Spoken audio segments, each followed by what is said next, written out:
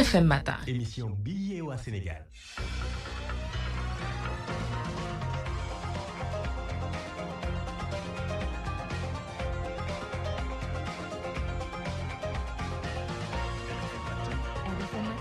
ngeen jëf mbokk yi RFM matin 6h05 xabaar yi ci gàttal ci wolof El Hadj Assane Gueye asalaamaaleykum. waaleykum salaam sëñ Fall ñu ngi lay ziar di ziar ñëpp ñuy jégandoog RFM di leen ñaanal jàmm yi sàkku ñaan ci ñëpp xibaar yi dañu koy tàmbali ak li nga xamante ni mooy tiis wi ñeel ab douanier bu daal di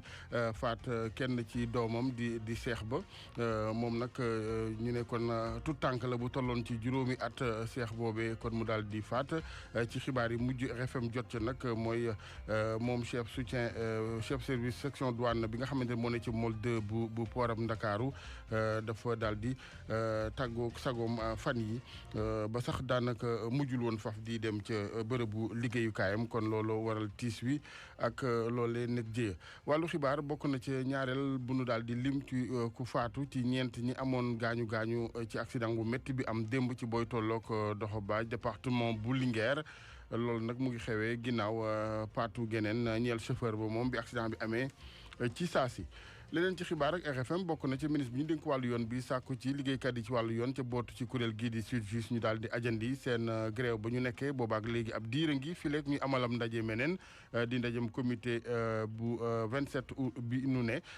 ngir kon daal di mun a wéyal waxtaan yi digge na moom maître Malick Sall jëmee ci waa SYTJUST ne dina taxaw ci li nga xamante ni mooy ci ni mu waree ku Pastef fu ñeel seen jàmbat yooyee comité boobu mu leen di sàkku taaxirlu nag dina ca bokk la muy waxtaane statut liggéeykat yi ci wàllu justice naka noonu lu jëm ci wàllu fonds commun bu greffier ak yeneen leneen ci xibaar diggante Sénégal ak Mali ak juróom-ñaari millions ngi tonnes yoo xamante ci wàllu kay ci compté dina dox diggante ñaari réew yi kon tëj ak frontière bi ndax diglay CEDEAO ku ne xam nga ni dina juróom cooxe ci fànn woowee waaye directeur général bu société chemin de fer bu Sénégal nag moom daal dina di wéy di am yaakaar lu jëm ci wàllu ubbite gi ci lu yàggatul ñeel boobu frontière diggante Mali ak Sénégal njiital kon saxaar gi ci Sénégal Kibili Touré ñu teewlu ko Xaaj Ndate Diop.